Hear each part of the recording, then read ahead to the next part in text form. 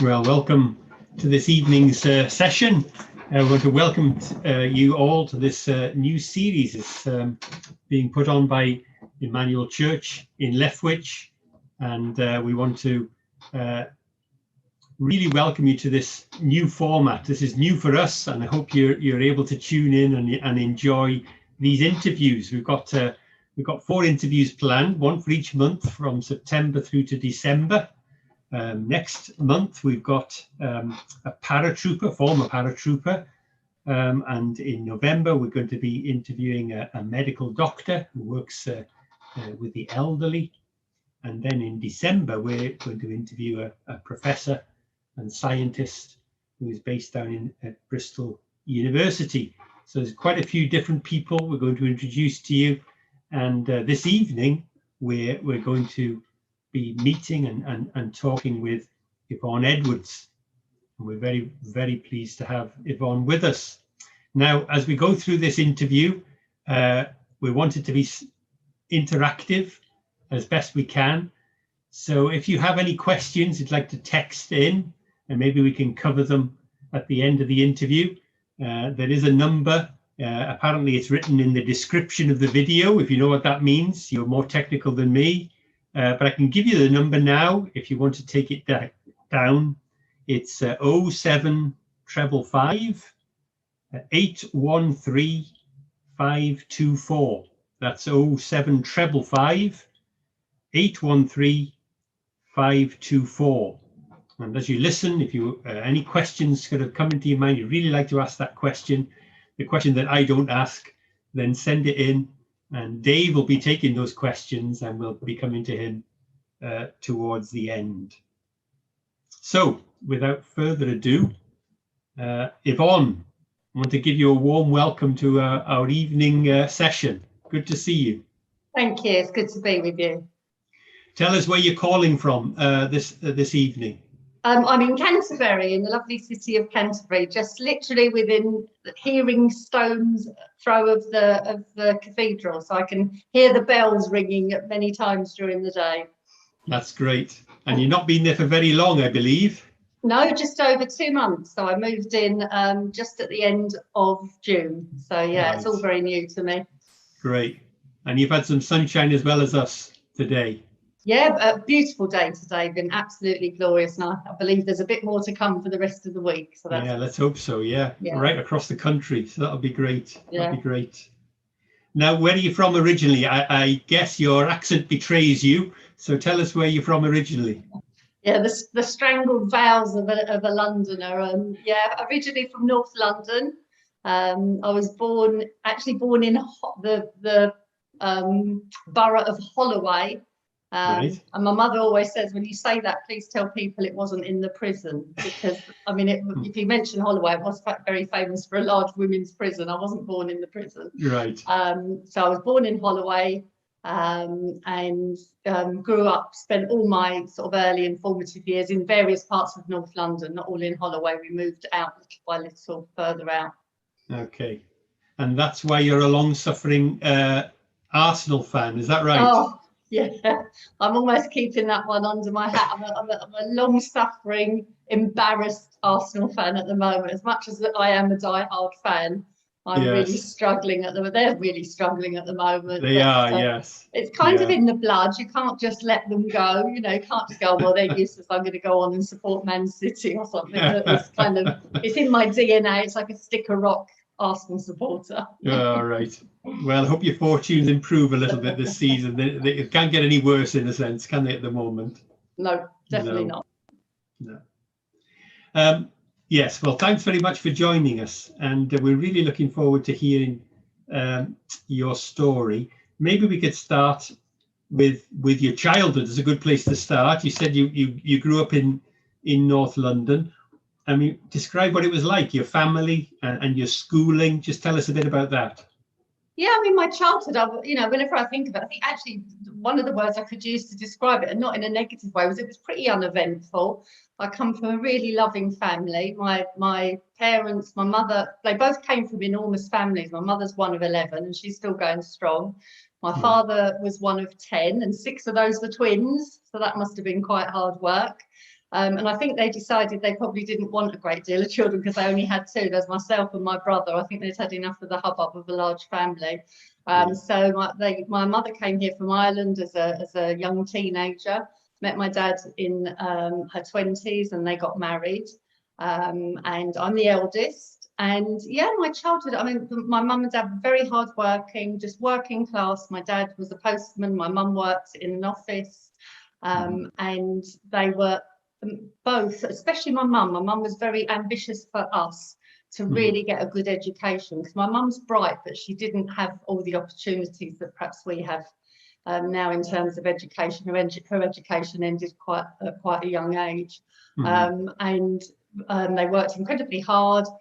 We went to a very good school as young children. They actually used their money to save to pay for it to go to school. And I got a scholarship to a secondary school, as did my brother, in a few years' time. So so childhood, it was very predictable, very uneventful. And as I was growing up, the school was a convent school, so Catholicism was a big part of family life in terms of what we did on a Sunday. Probably there wasn't very much happening Monday to Saturday, but on Sunday we went to church. And high days and holy days and holidays, we did all the kind of customary Catholic obligations. Was that kind of a pleasant thing, or was that something you kind of endured as a child? Yeah, do you know, as a really small child, I can remember, I mean, a very young child, I'm talking about a first years in primary school, just hearing about God and this amazing God who'd created us and created the world, and hearing Bible stories. And I loved that part. And I'm really only about 5 years of age then, but I'm very tall, and I was always tall. So when I was 6, I was allowed to do something called Make Your First Confession, which is a very Catholic ritual.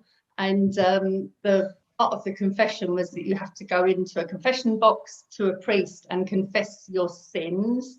And we'd learn the 10 Commandments. I remember learning them off rote. We had to memorize them, and I didn't know which of them. I didn't understand most of them. I didn't know about coveting my neighbour's ox, because my neighbour didn't have an ox, and I didn't really know what they meant. And I didn't about coveting people's wives. It was all very complicated, and part of our education was you didn't really ask questions, and I didn't ask questions. There wasn't kind of that opportunity to do so.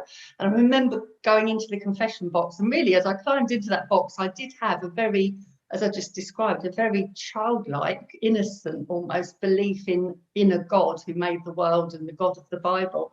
But when I got into the confession box, I didn't know what to say. So I just made up. I told 3 lies. You were told you had to have 3 things to say. And I told 3 lies. And I remember as I exited this kind of dusty, musty confession box, thinking, that's it now. By the time I walk up to this altar to do like my penance, I'm just going to be toast. I'm going to be like crisped from this big lightning bolt. Something. Nothing happened. I remember it, and I remember at that point thinking, maybe there isn't a God, and from now on I can definitely tell lies and just get away with them. Get away with it. Yeah, it was really quite pivotal, actually, that particular moment. Yeah. And you were about 6 then, 5 or 6? Yeah, I was only 6 years of age. Yeah. Wow.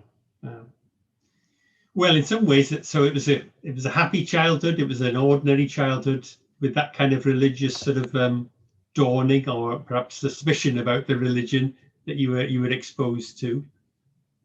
Take us on a bit further into your teens and yeah. I mean, in teens, I went to an all-girls school, a very, very well-respected girls' school, and I did well academically.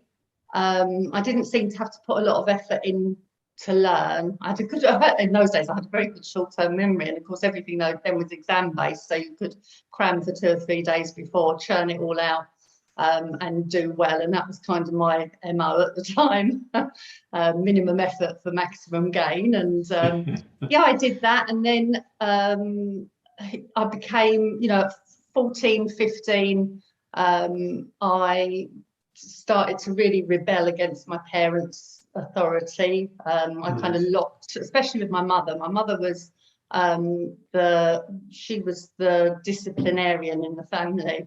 And I started to go out, and all the rules that, you know, we and the guidelines that we give for our children, I just thought that fun existed on the other side of those. So I started to rebel, push back, and started to drink at the age of 15,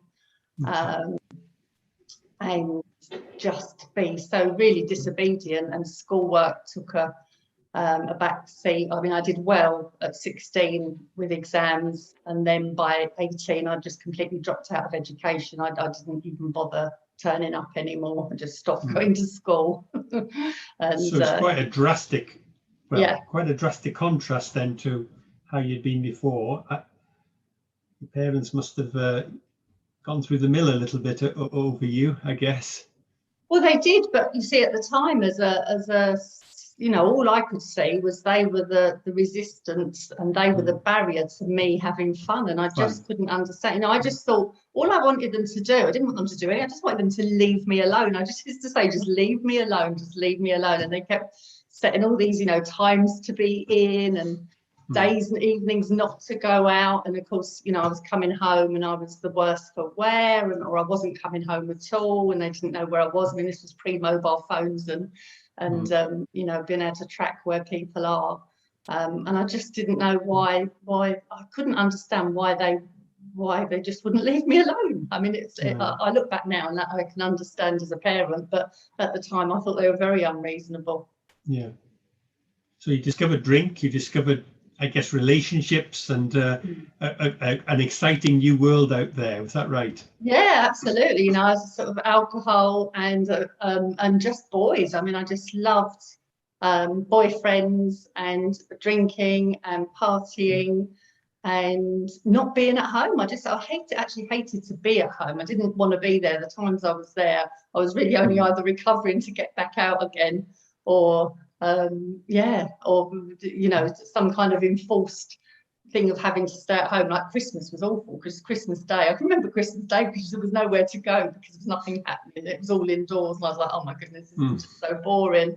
And just being stuck at home with these boring parents. And I was a really awful teenager. So if anyone out there's got awful teenagers, there's hope, that there's light at the end of the tunnel. I hope.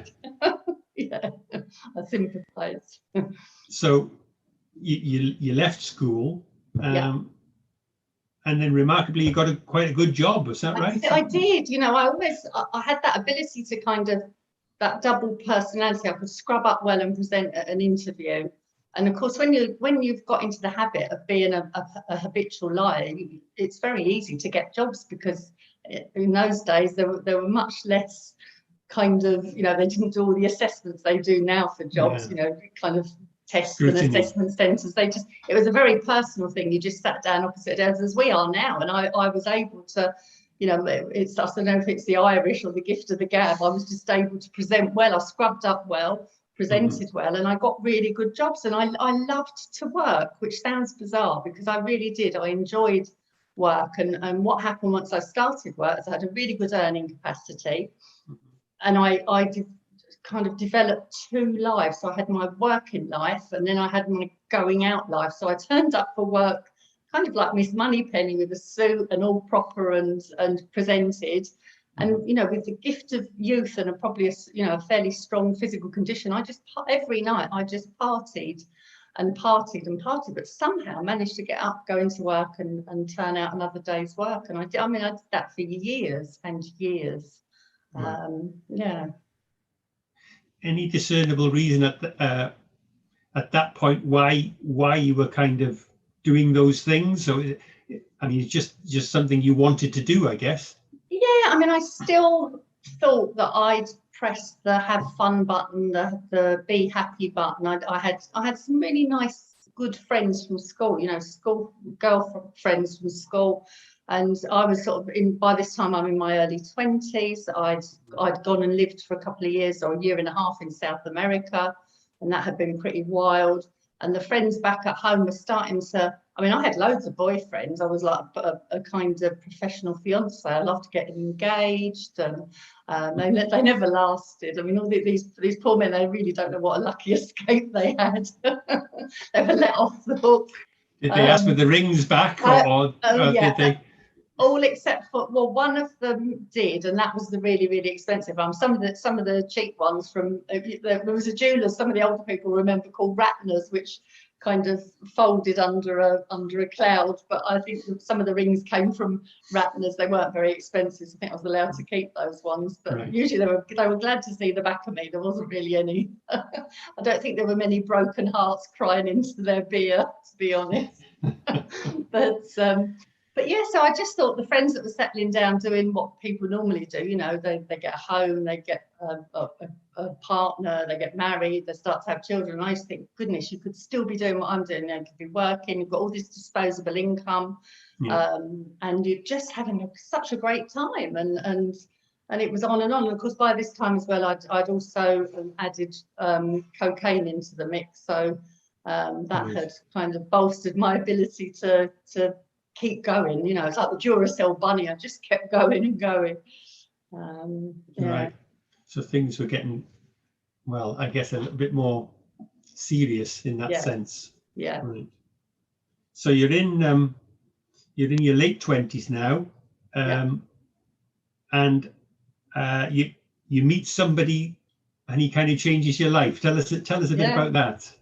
Yeah, well, I met an amazing, lovely, kind, honest, decent man. And the reason that's important is that because of the way I was, you know, I kind of gravitated towards forming relationships with people who were like me. So there would be lots of alcohol, lots of kind of madness, really, in the relationship. It would all start off, it would be like one of these, you know, a huge, big kind of passionate romance. And then it would all just go mad and just explode or implode. It just all would go horribly wrong.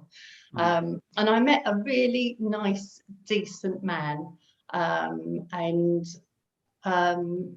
we fell in love. And he was, you know, he was honest. He had his own business. He was, it was the honesty, really, because I just hadn't really come across that. He had a big circle of friends that I was really good at making friends. I had never had a problem making friends. I just had trouble keeping them because I was unreliable, unpredictable. You know, I would overcommit. I'd say yes to everything and everyone, and then I'd just get drunk and nothing would happen. You know, I just didn't. Yeah, I wasn't a good friend. So I met Paul. And I remember, you know, I was getting towards my late 20s, and I remember thinking I was getting tired of the party life, actually. I was getting a bit worn out and worn down. And I met this lovely man, and he swept me off my feet. I think that's the only way I can say, you know, I fell in love, and he with me, and we got engaged. That must have made a big difference then. You got engaged, and this time it lasted. Yeah, and my family loved him. I mean, that was the massive thing. My mum had said to me back in my teens, don't bring anybody back to this house again, ever, because you know, it's not to criticise other people, but the guys I was bringing home weren't the kind of guys your mum wanted you to bring home. And she was like, no more. And my mum, she just said, like, Paul, you know, was like another son. She absolutely adored him. And so we got married. And you know, my drinking, when I met him, he was very fit. He was very keep fit. He played a lot of sport. He played squash. He played football. Not professionally. He had a business, but he played all these sports, and he had a good level of fitness. He liked to drink, but he'd never even smoked a cigarette in his life. He was a very clean living, sort of clean eating person. So I stopped taking drugs, and I just used to drink. My drinking declined. I just used to drink. I'd often, you know, we take it in turns. He'd drive or I'd drive and not drink. So it just seemed really easy I thought I'd left it all behind. I'd stepped off the wild child merry-go-round, and I was now going to be what I'd always despised to be. I was going to be like a wife and a, you know, suburban housewife. But actually I just fell in love with the idea of that. So in some ways you were kind of living a different kind of dream then, sort of successful, lots of money, I suppose, and Yeah. materially secure, all those kind of things. But but then that didn't last. Things began to spiral, perhaps out of control, did they? Yeah, it was, when it all should have just kind of started to go so well and everything should have stabilized. We got married and we had an amazing wedding. And as you said, and I'm weight, I wasn't, I hope I am got some weight and depth now, but I was quite shallow. Paul had a very good income. His business was very successful. So there was, fancy cars, really nice house, foreign holidays, and yeah, really nice things. I was like, oh, I really felt like I'd walked into some kind of fairy tale, really. And we had the massive wedding, and then I got pregnant about a year after we were married. And up to that point, everything seemed to go okay, and I had a baby, and we were actually in a position where I'd carried on working, but once our son was born, we moved house, we moved out to the suburbs, and Paul said, if you don't want to work anymore, you don't have to work. And I just thought, actually, I'd fallen in love with this baby. I'd had this baby, and I was like, oh my goodness, this is amazing. I just remember the minute he was born, I was just overwhelmed. I'm going to get emotional with just this sense of love for this tiny little baby, and I just wanted to stay at home and be a mum, and I stayed at home and stopped working, and oh my goodness, it was like the drink was, it was like it was waiting in the wings for me, because I just started to drink during the day on my own over a period of weeks and months. That happened, and Paul was coming home from work having been very busy, and he'd find me drunk and challenge me and say, you're drunk, and I would lie and say I wasn't, and of course I would say I've just had one glass of wine out of the bottle, and it just progressed, over a short period of time. It progressed, and I thought, goodness, I felt out of control, but still thought, what can I do, so I thought, what if I have another baby? I'll be so busy I won't have time to drink. So I got pregnant again really quickly. So I then ended up with 2 babies under 20 months. Fell in love with Harry. Harry came along, and I was like, oh my goodness, it's again. I didn't think I could fall in love the way I had before, and I did. I just absolutely fell in love with this baby. But my drinking, and that's why I'm so kind of keen to express that, human love. There's a great power in human love, in a mother's love. I loved my boys. I love them now. They're men now, and I love them so much. But my life was stuck. My drinking was just getting out and out and out of control, and I couldn't stop. I couldn't moderate it. I couldn't cut down. It was hiding, lying. It was hidden. I was, my money supply was cut off, my credit cards were taken away, my car keys were taken away, and I'd still find some way of just getting some alcohol. Yeah. In very sort of inventive ways, I think, because you'd be visiting friends and raiding their cupboards and things like that, is that right? I know. I seem to have a photographic memory. I can see like you've got a bookcase behind you, but if I'd been to visit you, I wouldn't remember your bookcase, but I'd know where your drinks cabinet was. So I used to just go around to visit friends, and in those days, and you can tell how long ago this is, people's phones would ring, or people would go to the kitchen to make a cup of tea, and I would just beeline it for their drinks cupboard, and I would neck, all that awful stuff for people who do drink that you've got left in this sideboard for 3 Christmases, like creme de menthe and advocaat and things like that, and I would just neck stuff out. I mean, it's not funny, but I don't know, it must have tasted disgusting, but the need to have it was greater than anything to do with how it tasted, or what I was, what I was doing to the friend I was visiting, or what I was doing to myself and my family. I just had to have it. How did Paul sort of cope with this? He must have been more and more aware, I guess, and your wider family, your parents and things like that. How did they respond to watching you like this? Well, it's interesting because Paul was so in love with me that all he tried to do, he just kept covering up for me. He just kept making excuses, and it didn't quite cause a rift between him and because my mother was the one. I thought she was the Wicked Witch of the West, because she was just she was on to me. My mother, you know, she's a tough little Irish woman. She was on, so she knew what the game was. She got it, and she would phone me up, and no mobiles, only landlines. 2 words in, and she would say, "You've been drinking." She knew. She just knew from the other side of London. We weren't even living close by, and she knew what was going on, and she knew that. She was worried. She was worried for the sake of the children. Not that I was going to do anything to them, but just because a drunken parent in charge of 2 very small children is not a safe environment. Yeah. So Paul would cover up. My mum would keep driving over, babysitting me, sitting with me all day long until Paul got home from work. You know, it was like having some sort of errant child, just trying to hold everything together. Right. Yeah. Did you go to sort of therapy or AA and stuff like that? Tell us a bit about that experience. Oh gosh. Yeah, I mean, I think I exhausted everybody. My poor husband, you know, there was an obvious situation that there was something not quite right going on. So I had talking therapies, I had medical, the doctor put me on tablets, I went to Alcoholics Anonymous.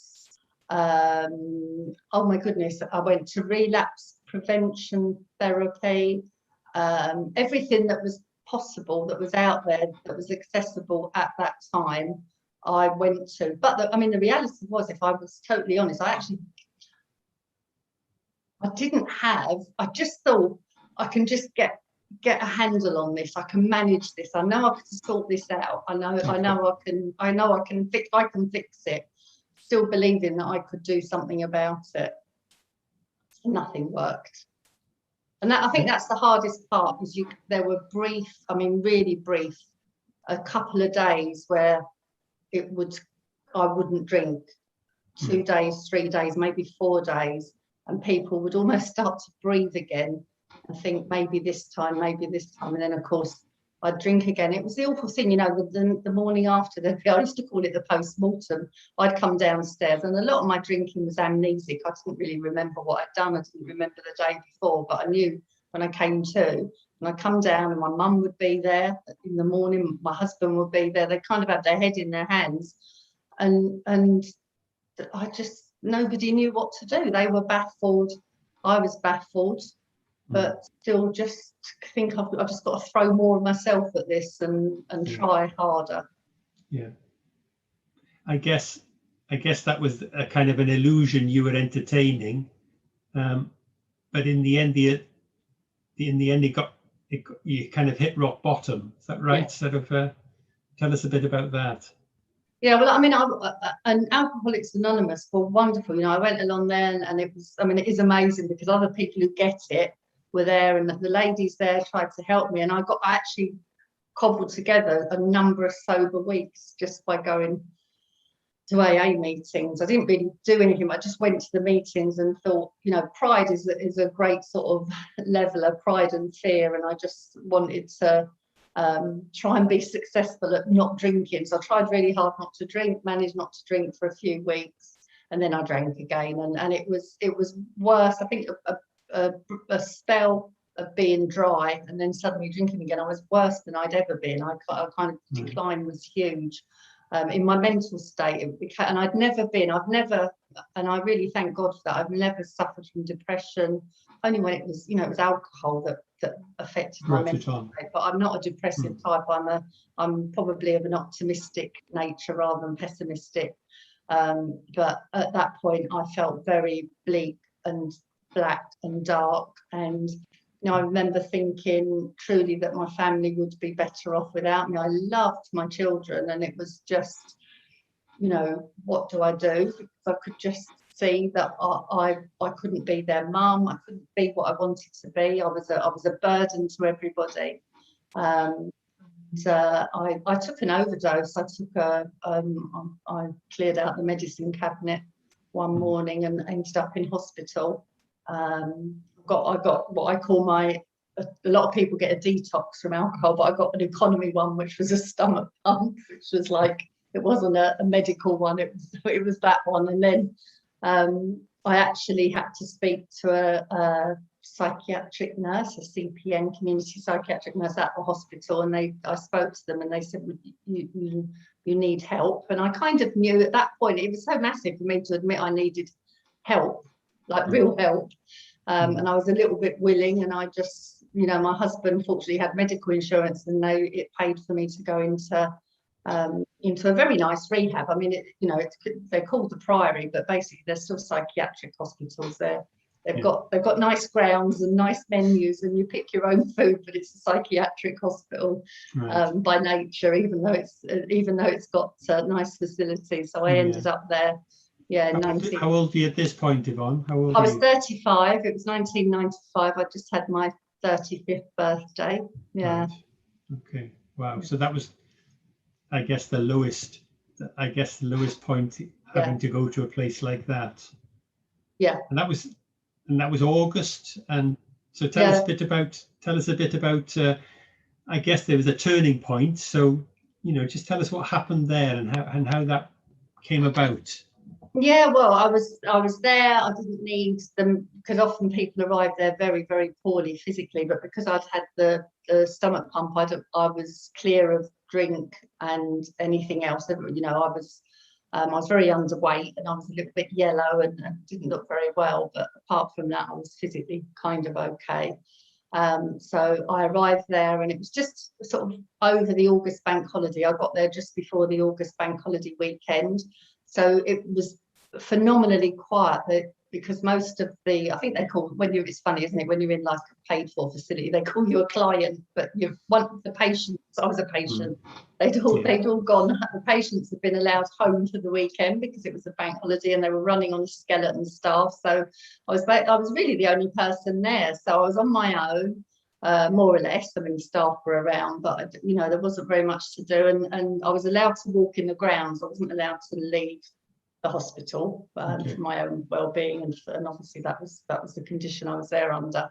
But I was allowed to walk around, so I spent some time walking in the grounds. It was a beautiful summer day, similar to today.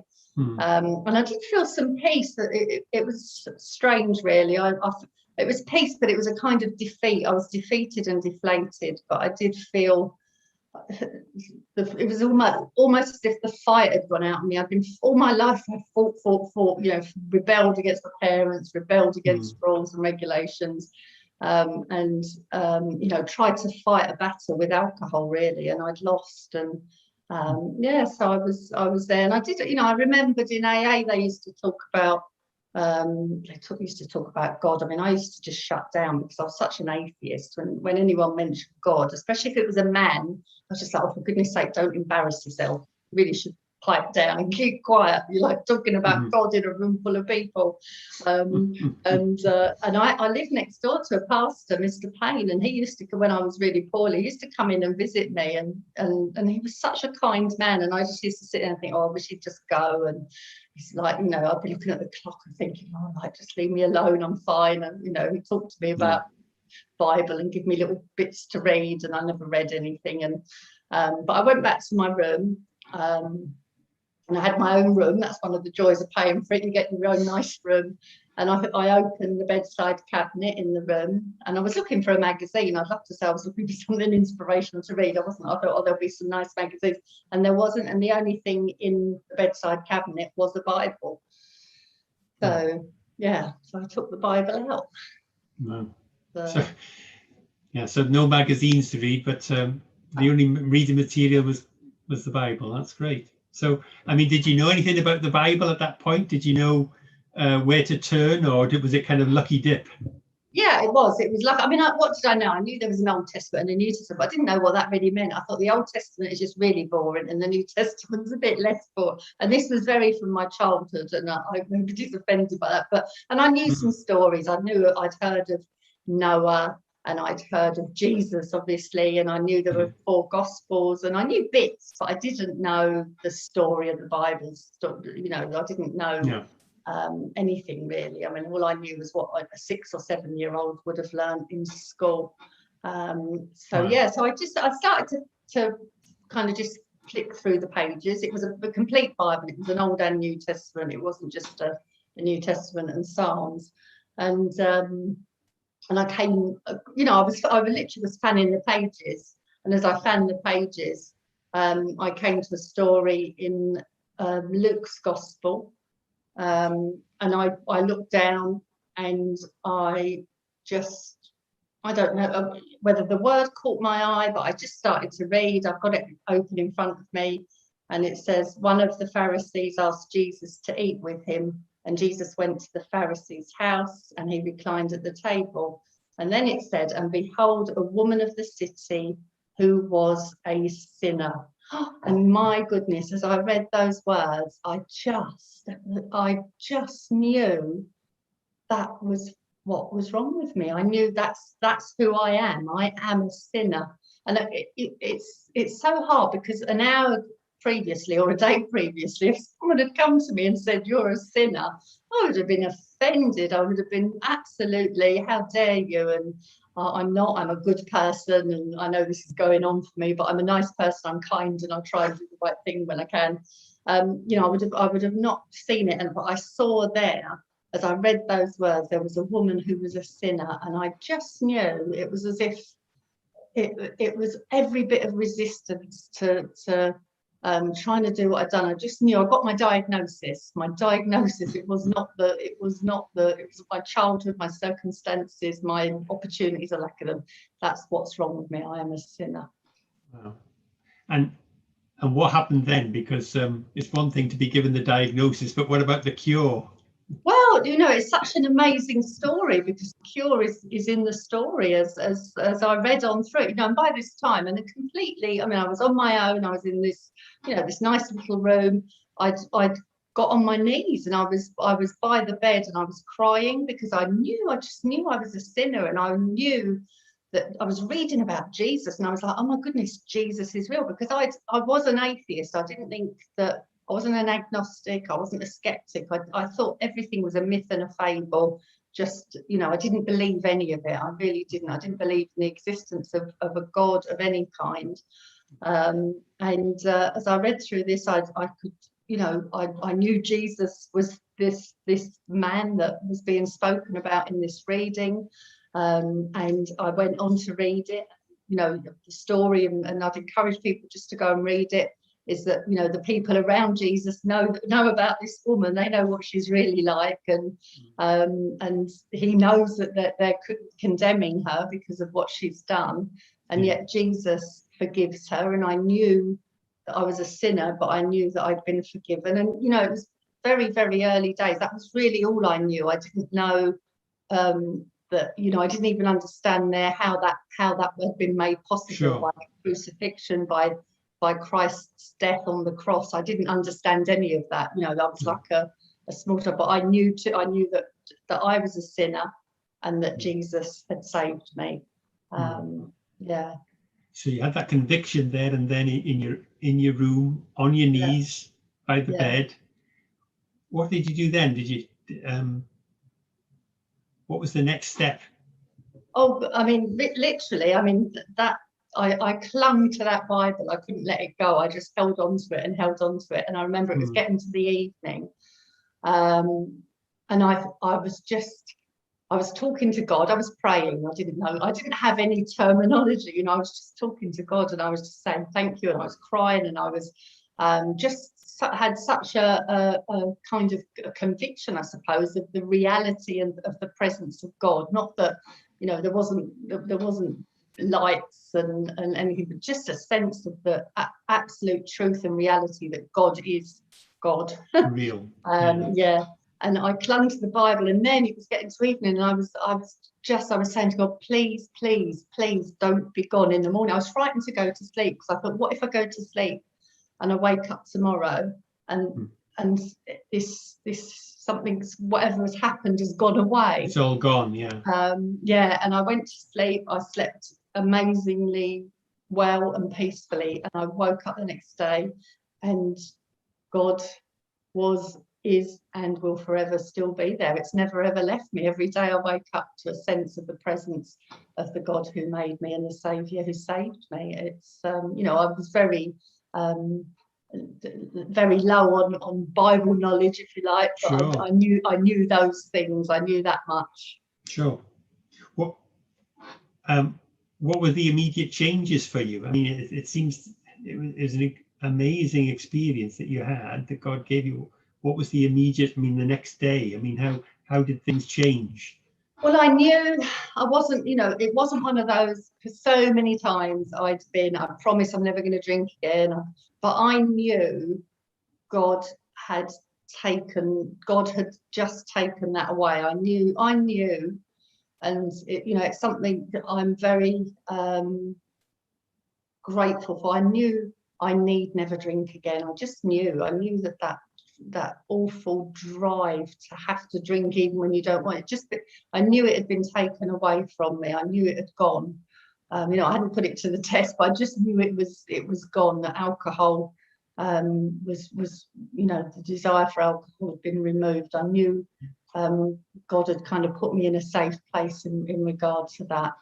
And I remember funny enough, I spoke to my sister-in-law. She mentioned it the other day, and she said, I just knew there was something different about you. She said, when we spoke to you that day, and I don't remember this, she said that I told her that I knew that God was real, and that God, and I think they probably thought, oh gosh, she's in a psychiatric hospital, she's gone completely mad now, there's no hope at all, it's all gone even more wrong.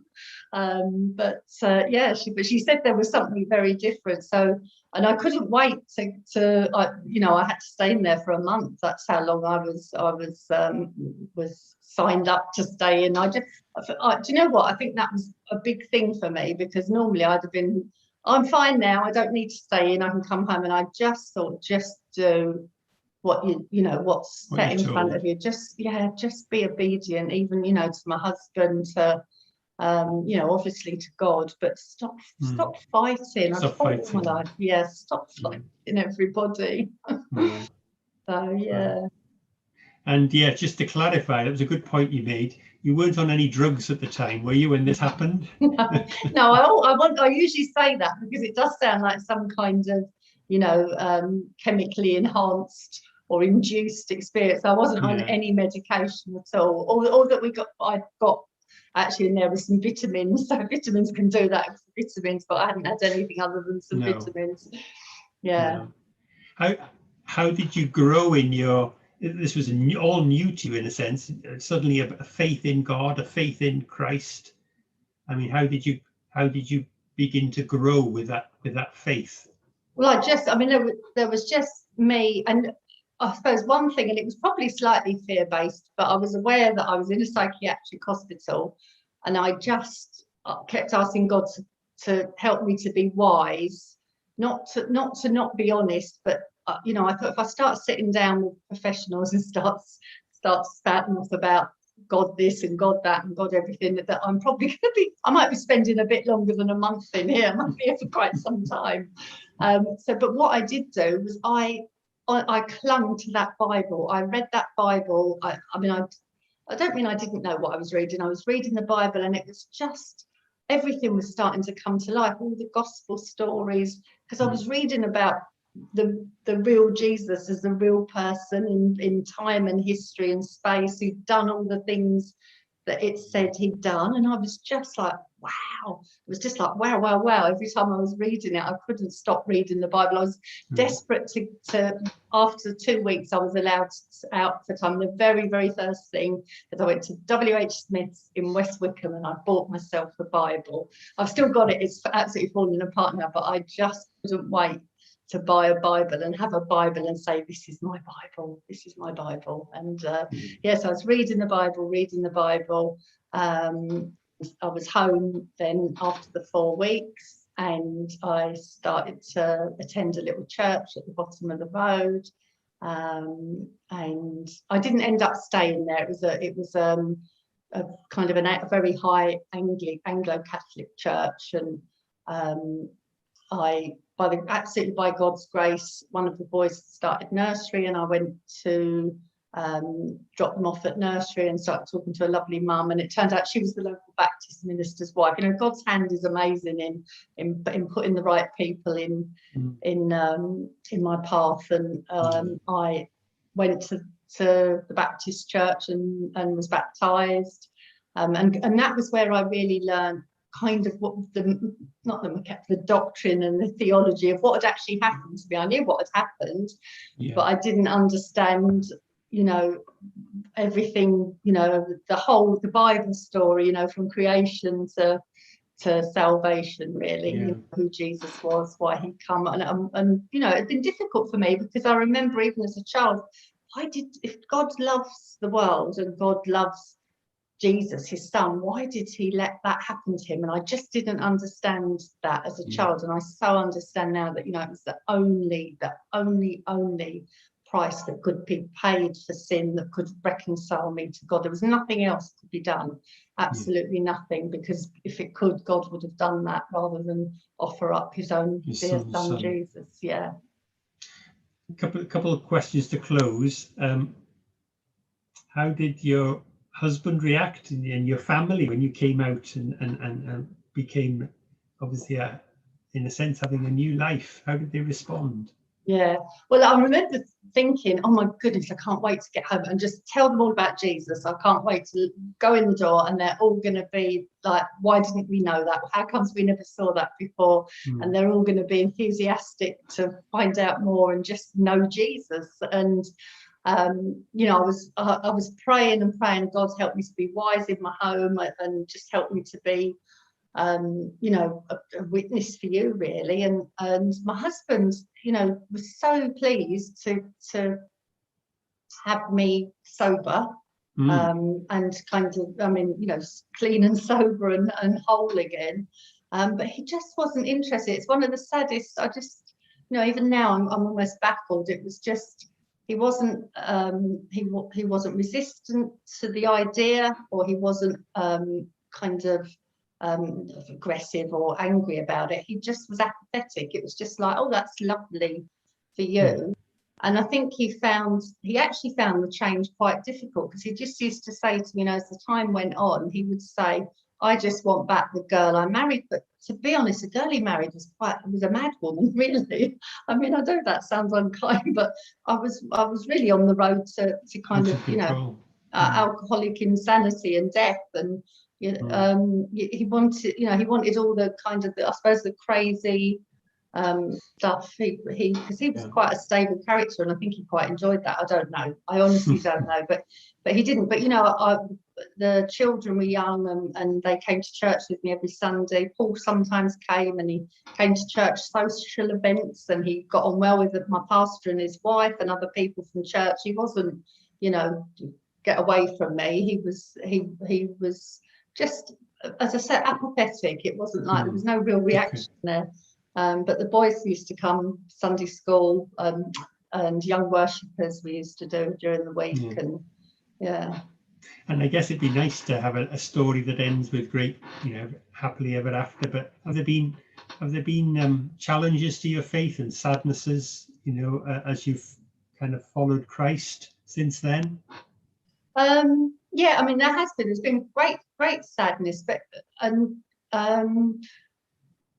you know what? I have to be really careful. I don't think there have been. My faith because my faith is no longer in me. My faith all my life has been in myself and my abilities. I've got no faith in me today. I can't, do you know what I mean? I've got absolute faith in the God who made me and the Saviour who saved me. That's where my faith is. It's not in me or my, and as for my, I believe in a sovereign God, and the great sadness, as you mentioned, my lovely husband, is that oh my goodness, how many years ago now, 15 years ago now, he left home to play squash one night, and he had a major coronary on the squash court, and he never came home. And the boys were 11 and 12 and a bit, and just the sadness that we lost him, that they lost their dad, but the amazing grace of God that they had a sober mum who could be there and tend to their needs. It wasn't all about me at all. It was really about them, and about the terrible loss, this great sadness of he didn't see them graduate. He won't see them when they pass their driving test. All those milestones. you know, that he's missed. Yeah. So yeah, so sadness, but no doubt in, you know, the amazing grace of Grace God. of God. Yeah. Yeah. Amazing grace. Absolutely, how sweet the sound. Yeah.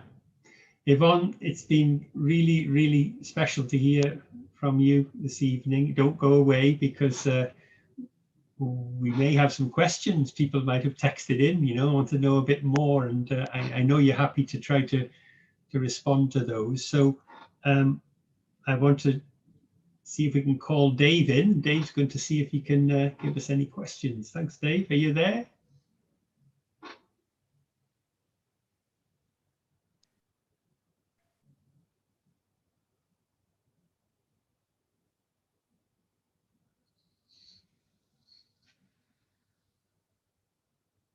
If anybody's, oh, here he is. Good.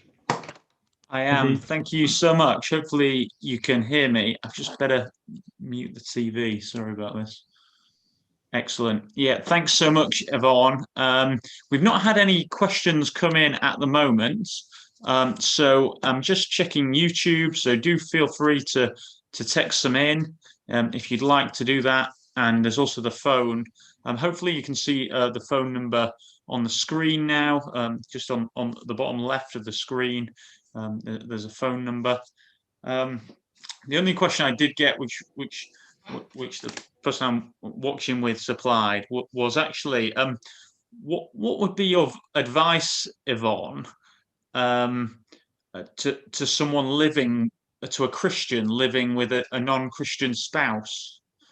That's the only question. If anyone else has got one to add, maybe you could answer that, and if anyone else wants to contribute, feel free to do so. Thanks, Yvonne.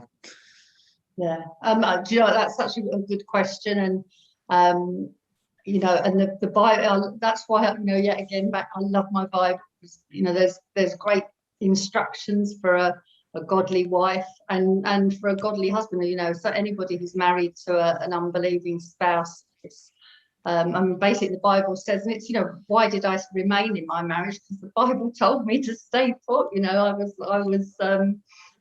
yeah, you know, it wasn't like, oh well, you know, what do I fancy? Maybe I should go off and meet a nice Christian man and just erase fallout. The Bible says, you know, you stay put, you stay where you are, unless your partner's got a desire to leave the marriage, and that's entirely different. And you pray, and it says, who knows whether by your, you know, your godly behaviour you may be an encouragement to your spouse coming to faith. And, you know, unfortunately, in my case, I had no evidence that ever happened. You know, the only comfort I took, and it's a cold comfort, is that perhaps in, you know, Paul's dying breaths, he may have called on the name of the Lord. I don't know. And if he did, the Lord is gracious to hear us even at that time. But, you know, it's a cold comfort, if I'm honest. But just pray. And I think it's pray for your spouse, but also just, and it's the hardest thing, because the people that I live with, they see me warts and all. You know, they see every dimension of me, and it's just praying, God, you know, help me to be a godly witness in my home, a godly mother, a godly neighbour, a godly member of society. And yeah, it's just, you know, only in God's power can I do that. Well, thanks for that, Yvonne. We do have another question which has come in, which says this: what would you say to someone who says, when you read that passage in the Bible, why identify yourself as a sinner when it seems you are actually mentally ill with an alcohol addiction? I'll read that again. Yeah, what would you say to someone who says, when you read that passage in the Bible, why identify yourself as a sinner when you were actually when it seems you were actually mentally ill with an alcohol addiction? Yeah, do you know, and that's a really, really good question, and I'm so happy somebody's asked that, because when I read those words and it said I'm a sinner, I wasn't referencing I am a sinner because I'm in a psychiatric hospital because I've lost control of my drinking and I'm taking drugs and my life spiraled out of control. I just saw who I am And I actually had that flashback to that 6-year-old telling a lie. I wasn't mentally ill as a 6-year-old, and I wasn't addicted to alcohol or drugs, but I was in absolute rebellion and defiance against authority. The great thing I was in defiance of that was obvious was my parents, but ultimately it was God. I defied, denied, shaken my fist at a God I said I didn't believe in. And that was my sin. My sin wasn't being ill is not sinful. Mental illness is so not sinful.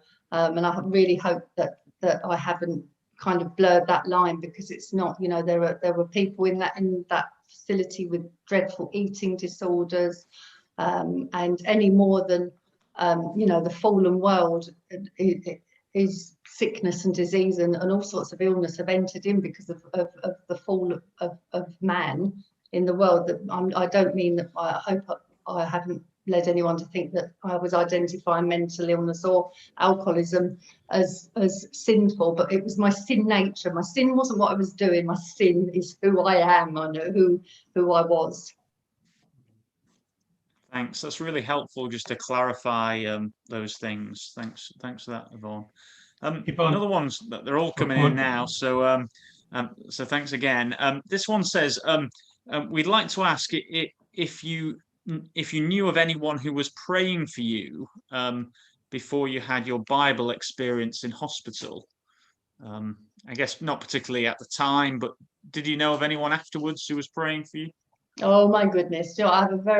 My mother was my mum remained in the Roman Catholic Church quite happily, and she went to a ladies' prayer meeting. And I can remember not very long before I went into the hospital, she was going very regularly to a couple of prayer meetings a week, and she said to me, "The ladies at my prayer meeting are praying for you." And I remember saying to her, "Well, you can tell them from me, I said don't bother." That's how gracious and spiritually well I was. So yeah, they were. My mum was having prayers said for me at her ladies. Which was a massive step for my mum, because my mum liked to keep things in-house. So to even admit there was something wrong within the family would have been huge for her. She was broken, really. But yeah, so people were praying, much to my kind of, I was not happy about it. Sure, that's great. Well, how about this as the last question? Is have you been able to help others with alcohol addiction personally, since given what you've gone through? Gosh, that's a really difficult question to ask, because I hope so. I have. I've gone back to. I go to Alcoholics Anonymous, and why do I go there? Well, because I will be an alcoholic. I've got my lovely glass of water here. I do not drink alcohol. We had communion at church this morning, and I have grape juice. I just leave alcohol to those that can handle it. So I don't drink alcohol. So I go to AA and I get the opportunity. It's like, the field is ripe for harvest, and I meet ladies there. And over the years, and probably on less than the fingers of one hand, I've managed to spend time with ladies, and they've come to faith, and they're still walking with the Lord today. Yes. By the grace of God, I've been able to share with other ladies what Jesus has done for me, and it's encouraged them on their journey to look at who Jesus is and what he can do for them. That's great, Yvonne. Sorry if we've not been able to answer your question. There have been one or two others coming in, some are similar to the ones that have been asked. But thank you so much, Yvonne, and then I'll just hand back to Dyfan. Great, thanks, Dave. Thank you for that, and thanks for those questions. If you'd like to know more, those of you who are watching, if you'd like to know more, maybe about the Christian faith, or some things that have stirred up some questions, then go to our website and please get in touch. There's the opportunity to do that through the website. And also on the website, there's something there called See for Yourself, and it's a helpful guide through reading the Gospels. It's Mark's Gospel. Yvonne has talked to us about how she started reading one of the Gospels. Well, if you go onto the website, see for yourself, and it'll just take you through reading through Mark's Gospel, hopefully to explain something of the good news that we've been thinking about this evening. But Yvonne, thank you very much for sharing this evening, and we're really, really grateful. And may God bless you, and God bless us all. Thank you. Thanks, Dyfan. Bye-bye, everyone. Bye-bye.